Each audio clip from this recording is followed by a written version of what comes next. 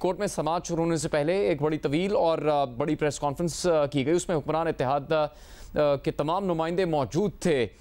वो फिर भी इस वक्त जो सियासी सूरत हाल मुल्क में चल रही है, जिसमें पंजाब की हुकूमत पर सवालिया निशान है, मुस्तकबिल का पता नहीं, सुप्रीम कोर्ट के फैसले से जुड़ी है,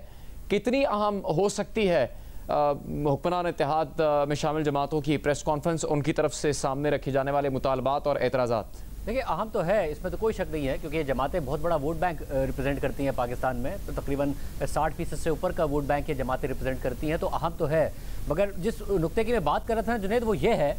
कि ओपिनियन कहीं एग्जिस्ट नहीं करता है, मगर इमरान खान साहब ओपिनियन मेकर का काम करते हैं। वो एक ओपिनियन बनाते हैं और उसमें अक्सर वो गलत बयानी करते हैं, हक़ाइक़ से मुनाफी बात होती है, इलेक्शन कमीशन के ऊपर कुछ नहीं साबित हुआ, मगर वो गलत बुनियादों पर, चाहे वो मीडिया हो, कोई भी हो, जो भी उनको लगे कि उनके साथ नहीं है, उनके मौक़िफ़ का साथ नहीं दे रहा या उनके लिए आगे जाके खिलाफ फैसला आएगा, वो गलत बात पर एक ओपिनियन बना देते हैं। इन जमातों का मसला यह है कि एक ओपिनियन एग्जिस्ट करता है सोशल मीडिया पर। इसके अलावा जो सुप्रीम कोर्ट को कबर सहाफ़ी करते हैं, जो कुछ इंडिपेंडेंट है या फिर सुप्रीम कोर्ट बार है, वो तो बहुत अरसे से इस बात का मुतालबा कर रहे हैं कि अदालत में बेंचेस वन साइडेड बन रहे हैं, इस तरीके से नहीं होना चाहिए। जो ओपिनियन बना हुआ होता है, ये जमातें उस पर बात करने में भी इतना देर करते हैं कि ये कोई साल से ओपिनियन बना हुआ था, आज जाके इन्हें ख्याल आया है कि इन्हें इस बात पर बात करनी। एक तरफ एक पॉलिटिकल लीडर है जो ओपिनियन बनाता है, उसे पुश करता है, अपने सोशल मीडिया के जरिए पुश करता है, और फिर चाहे गलत झूठ जो भी हक़ाइक़ हो उसको मुसलसल पुश करता रहता है। एक तरफ ये जमातें एक ओपिनियन बना हुआ होता है, उस पर बात करने से कतराती हैं। इन्हें ये नहीं पता, इनकी टाइमिंग इतनी ऑफ है कि इन्हें नहीं पता कि इन्होंने बात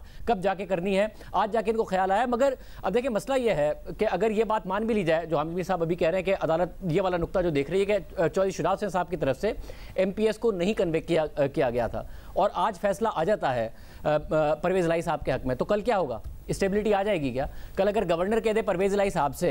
कि आप अब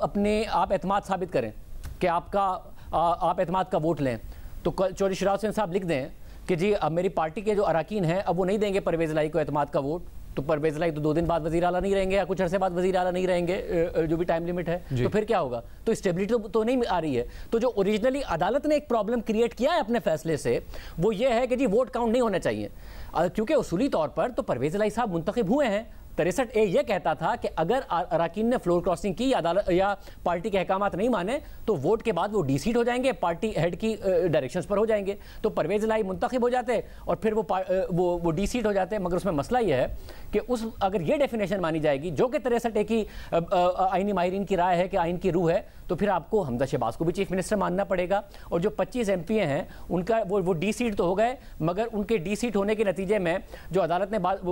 के फैसले के नतीजे में हमजा शहबाज नहीं रहे थे वजीर आला, वो फैसला भी रिवर्स हो जाएगा। तो अदालत ने अपने फैसलों के जरिए एक पूरा क्राइसिस क्रिएट किया है 10.5 करोड़ के सूबे में, जो इस फैसले से हल नहीं हो जाएगा। अगर फैसला परवेज़ इलाही के हक में आ गया तो भी पंजाब क्राइसिस में ही होगा, क्योंकि जब एतमाद के वोट की बात आएगी, अगर अदालत ये फैसला देती है कि पार्टी हेड का इख्तियार है, क्योंकि अदालत अपने फैसलों में पहले कह चुकी है कि पार्टी हेड का इख्तियार है, तो फिर चौधरी शुजात के पास ये इख्तियार रहेगा, कॉन्फिडेंस के वोट की बात की जाएगी और कॉन्फिडेंस का वोट परवेज़ इलाही नहीं ले पाएंगे। तो आपने कॉन्स्टिट्यूशनल क्राइसिस पैदा किया जो कि एक बड़ा बेंच ही हल कर सकता है।